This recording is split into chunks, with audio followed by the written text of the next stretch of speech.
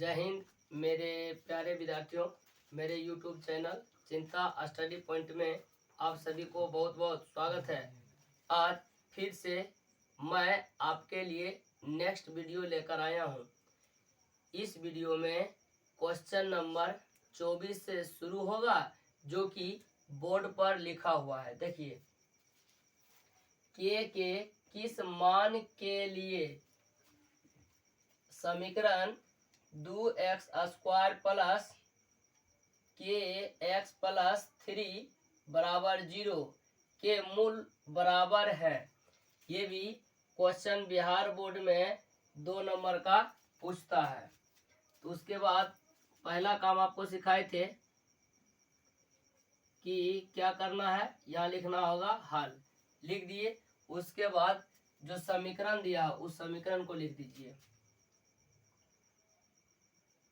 2x² plus के x plus 3 बराबर कितना 0। यहाँ तक कोई दिक्कत है?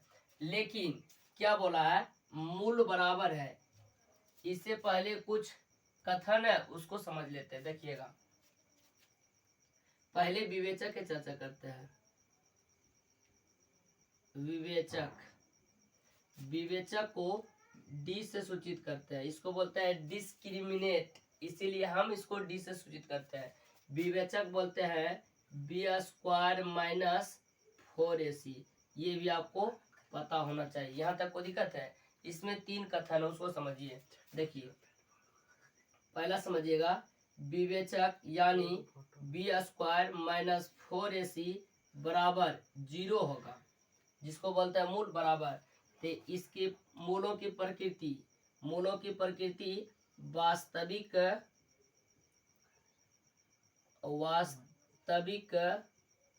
और बराबर होगा। वास्तविक और बराबर होगा। मूलों के मान -b/2a -b/2a। यहाँ तक किसी को कोई दिक्कत? पहला कंडीशन। दूसरा काम चलिए, विवेचक यानी b² माइनस 4ac 0 से बड़ा होगा, तब मूलों के प्रकृति वास्तविक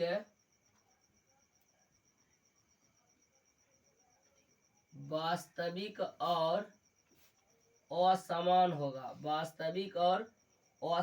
होगा। तब कहेगा मूलों के मान निकालने के लिए, तब हो जाएगा मूलों के मान का सूत्र -b plus minus √b² minus 4ac बटे 2a। और इसको ध्यान रखिएगा, ये जो सूत्र लिखा है मूलों के मान निकालने के लिए, कब? जब विवेचक के मान 0 से बड़ा रहेगा, तब हो जाएगा -b plus minus √b² minus 4ac बटे 2a। और इसी को हम द्विघात सूत्र भी बोलते हैं, द्विघात सूत्र। यहाँ तक कोई दिक्कत? अगला कथन देखिएगा, विवेचक यानी b² माइनस 4ac 0 से छोटा होगा।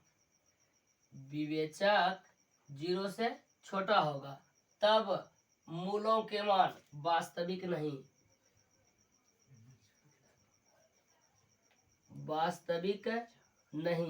मूलों की प्रकृति वास्तविक नहीं, मूलों का मान वास्तविक नहीं होगा। मूलों का मान वास्तविक नहीं होगा। फिर से रिपीट कर देते हैं, विवेचक के मान 0 के बराबर होगा, तो मूलों के जो प्रकृति होगा वास्तविक और बराबर। अब मूलों के जो मान होगा -b/2a -b/2a। यहाँ तक कंप्लीट। दूसरा काम चलिए, विवेचक जो है 0 से बड़ा होगा, तब मूलों की प्रकृति वास्तविक और असमान होगा। और पूछेगा कि मूलों के मान बताइए, तब होगा -b plus minus √b² minus 4ac बटे 2a। कंडीशन नंबर 3, विवेचक का मान 0 से छोटा होगा तब मूलों के प्रकृति पूछेगा तो वास्तविक नहीं होगा, मूलों के मान पूछेगा तो वास्तविक मान नहीं होगा। सॉरी यहाँ देखिए छूट गया था, लिख देते हैं फिर से। वास्तविक वास्तविक वास्तविक वास्तविक वास्तविक मान नहीं होगा, वास्तविक मान नहीं होगा। कोई दिक्कत है? क्वेश्चन में क्या बोला था? मूल बराबर है, यानी बी स्क्वायर माइनस 4ac बराबर क्या? 0। इसका कहने का मतलब यही हुआ, आप समझिएगा।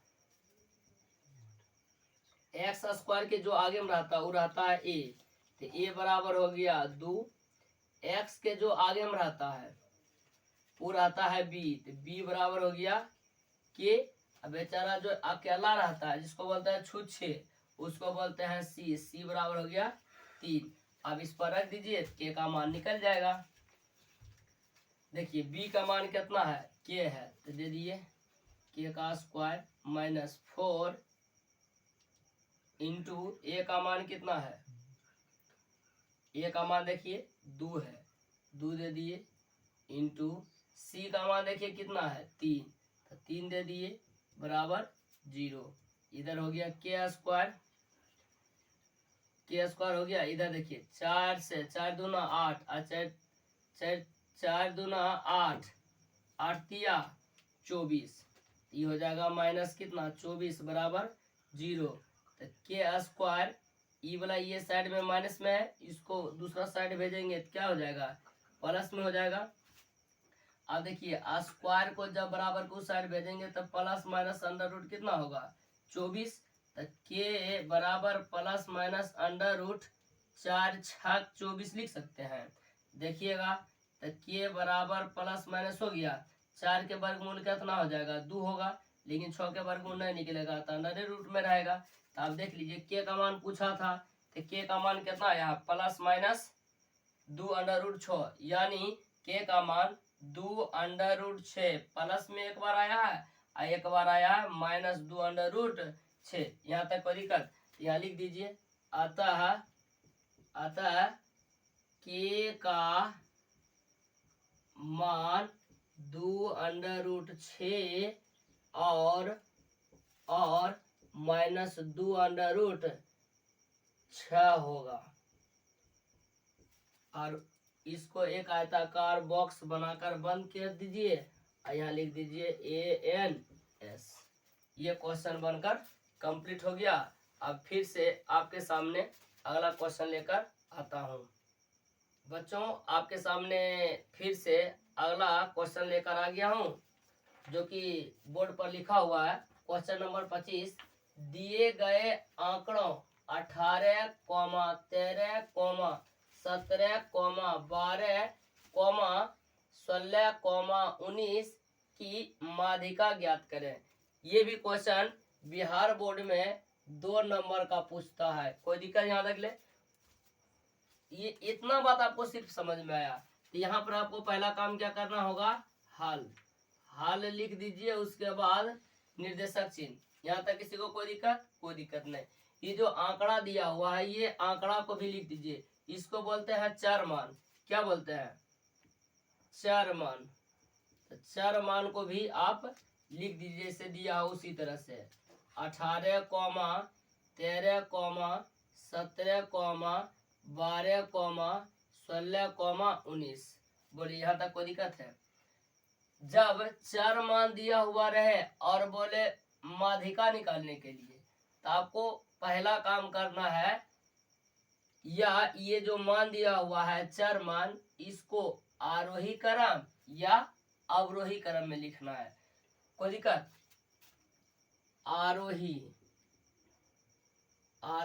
क्रम या अवरोही क्रम। अवरोही क्रम। यहाँ तक कोई दिक्कत? आरोही मतलब होता है बढ़ते क्रम। इसमें होता है छोटा से बड़ा लिखना। छोटा से बड़ा। अवरोही माने होता है घटते क्रम, घटते क्रम माने होता है बड़ा से छोटा।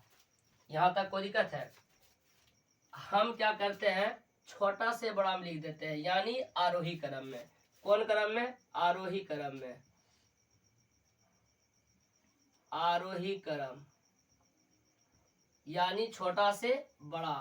तो देखिए सबसे छोटा इसमें कितना है, देखिए तब सबसे छोटा 12 है, 12 लिख दिए, इसका कहानी खत्म। उसके बाद देखिए कौन है, 13 है, इस 13 को भी लिख दिए।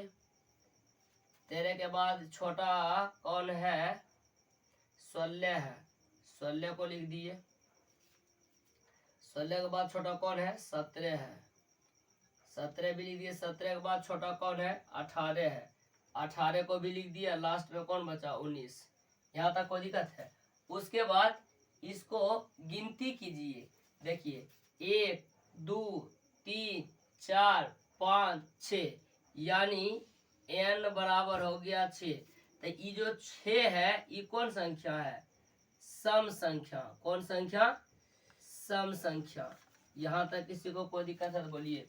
अब इसमें जब अगर गिनती करेंगे, ये जो है 1 2 3 4 5 6 चार मानों की संख्या अगर सम आ जाता है, तब इसका माध्यिका निकालने का सूत्र अलग होगा। यदि ये जो चार मान दिया है, अगर यदि ये क्या होगा, विषम, तो उसका माध्यिका निकालने का सूत्र अलग होता है। तो इसको थोड़ा सा उधर साइड में देखिए, समझते हैं। इसको मिटा देते। देखिए यदि जो गिने हम अभी n बराबर अगर 6 आया, यानी कौन चीज, सम संख्या, कोई दिक्कत, तब मध्य निकालना है। और ऐसे भी नहीं समझ में आएगा, देखिए हम थोड़ा सा लिख देते हैं। जैसे 2 हो गया, 4 6 8 10 12। देखिए 1 2 3 4 5 6, यानी n बराबर कितना हो गया, 6। 6 क्या है, सम संख्या। क्या है, सम संख्या। तब इसका माध्यिका निकालने का सूत्र हो जाएगा, माध्यिका निकालने का सूत्र हो जाएगा, माध्यिका निकालने का सूत्र हो जाएगा n बटे दुम्मा स्थान प्लस n बटे 2 प्लस एकमा स्थान, एकमा स्थान पूरा में बटे 2। ये सूत्र होगा कब, जब ये चार मान सम होगा। तब आपको मन में ये लग रहा होगा कि 2 के बाद 4 है, 4 के बाद 6 है, 6 के बाद 8 है, 8 के बाद 10 है, 10 के बाद 12 है। तो सब जो सम संख्या, ऐसा बात ना है। गिनती में देखिए 1 2 3 4 5 6, ये कौन सम संख्या है। तो सम संख्या रहेगा, तब देखिए माध्यिका निकालने का सूत्र क्या हो जाएगा, n बटे दुम्मा स्थान प्लस n बटे 2 प्लस एकमा स्थान पूरा में बटे 2। यहाँ तक कोई दिक्कत? यदि यही रहेगा विषम संख्या, यही क्या रहेगा, विषम संख्या, जैसे 2 4 6 8 10। अब गिनिए तो 1 2 3 4 5, तो ये जो चार मान दिया हुआ है ये क्या, विषम संख्या, यानी n बराबर 5 है। ये विषम संख्या हो गया। क्या हो गया, विषम संख्या। क्या हो गया, विषम संख्या। तब एक माध्यिका निकालेंगे, क्या निकालेंगे, माध्यिका। तब इसका माध्यिका निकालेंगे, ये हो जाएगा n प्लस 1 बटे दुम्मा स्थान, n प्लस 1 बटे दुम्मा स्थान। यहाँ तक किसी को कोई दिक्कत है तो बोलिए। बस ये वाला में ये दोनों सूत्र याद रहेगा। और वस्तुनिष्ठ में ये वाला भी क्वेश्चन भी पूछा हुआ है और ये वाला भी पूछा हुआ है। यहाँ तक कोई दिक्कत है? क्वेश्चन में पूछ देगा कि यदि चार मानों की संख्या सम हो, तब माध्यिका बराबर होगा। ये वाला दे देगा ऑप्शन में, ये वाला दे देगा और 1 2 ऑप्शन दे देगा। अब पता चल गया होगा कि जब चार मान सम में दिया हुआ रहेगा तब माध्यिका का सूत्र ये हो जाएगा। यदि चार मान विषम के रूप में दिया हुआ होगा तब माध्यिका के सूत्र ये होगा। कोई दिक्कत यहाँ तक ले? तो आपका चार मान देखिए क्या दिया है, सम में दिया है ना, तो कौन सा सूत्र होगा? ये वाला होगा। यहाँ तक कोई दिक्कत है? तो लगाते हैं, तब हो जाएगा माध्यिका बराबर हो जाएगा n बटे दुम्मा स्थान प्लस n बटे 2 प्लस एकमा स्थान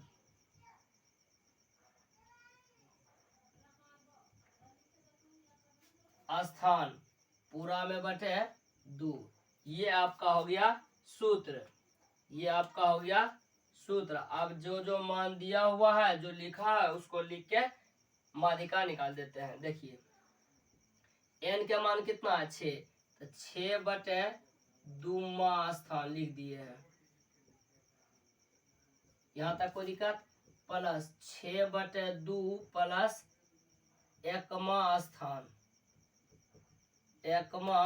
स्थान अब पूरा में बटे 2।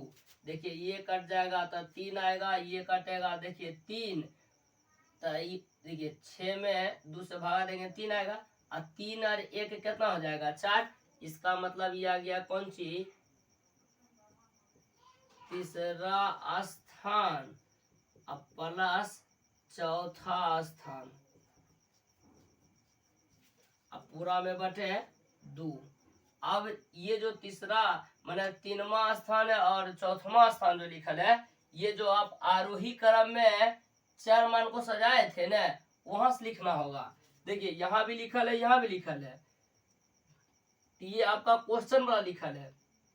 क्वेश्चन वाला नहीं लेना है, आपको लेना है आरोही क्रम में जो सजाए थे वो वाला मान लेना है। तो उसमें देखिए तीसरा स्थान, देखिए ये हो गया पहला स्थान, दूसरा, तीसरा, चौथा, पांचवा, छठा। तो कौन स्थान बोला है? तीसरा स्थान में कितना है? 16। चौथा स्थान में कितना है? 17। यानी हो गया तीसरा स्थान में कितना है? 16 प्लस चौथा स्थान देखिए 1 2 3 4 कितना है? 17। अब पूरा में बटे कितना? 2। यहाँ तक समझ में आ गया होगा। देखिए अब इसको इधर ये साइड ले लेता हूँ। माध्यिका यही निकालना है। माध्यिका बराबर हो गया 16 प्लस 17 कितना हो जाएगा? 33। 33 बटे कितना? 2। 33 में 2 से भागा देंगे, ये आ जाएगा 16.5। ये आपका माध्यिका निकलकर कंप्लीट हो गया, और हमें उम्मीद है कि आपको समझ में आ गया होगा।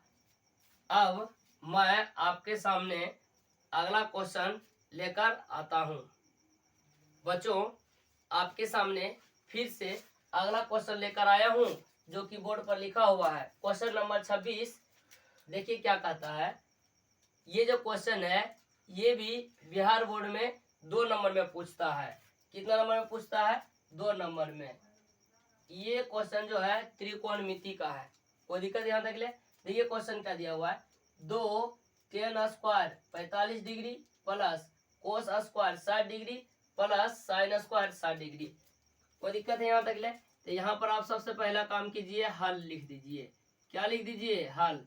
उसके बाद ये जो दिया है इसको ऐसे लिखिए 2 tan 45 डिग्री, इस पर स्क्वायर है, इस पर भी क्या लिख देते हैं? स्क्वायर दे दिए। कोई दिक्कत? कोस स्क्वायर 60 डिग्री है तो इसको ऐसे लिख देते हैं कोस 60 डिग्री पूरे पर पावर 2। फिर यहाँ साइन स्क्वायर 60 डिग्री, इसको लिख देते हैं साइन 60 डिग्री पूरे पर पावर 2। यहाँ तक कोई दिक्कत? कोई दिक्कत नहीं। ये हो जाएगा 2 tan 45 डिग्री का मान होता है 1, तो 1 का स्क्वायर प्लस कोस 60 डिग्री का मान 1/2 होता है, तो कोस 60 डिग्री पर पावर 2 है, तो इस पर भी पावर 2 हो जाएगा, कोई दिक्कत। साइन 60 डिग्री के मान √3/2 होता है, तब साइन 60 डिग्री पर पावर 2 है, तो इस पर भी पावर क्या हो जाएगा 2। तो देखिए 2 गुना 1 पर पावर कितनों भी क्यों न रहे उसका मान होता है 1।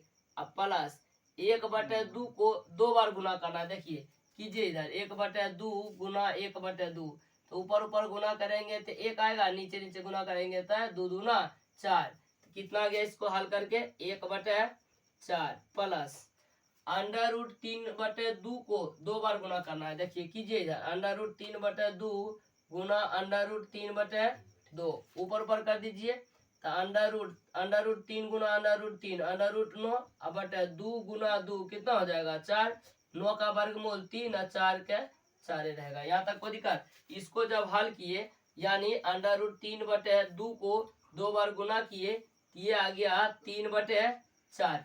यहाँ तक किसी को कोई दिक्कत नहीं।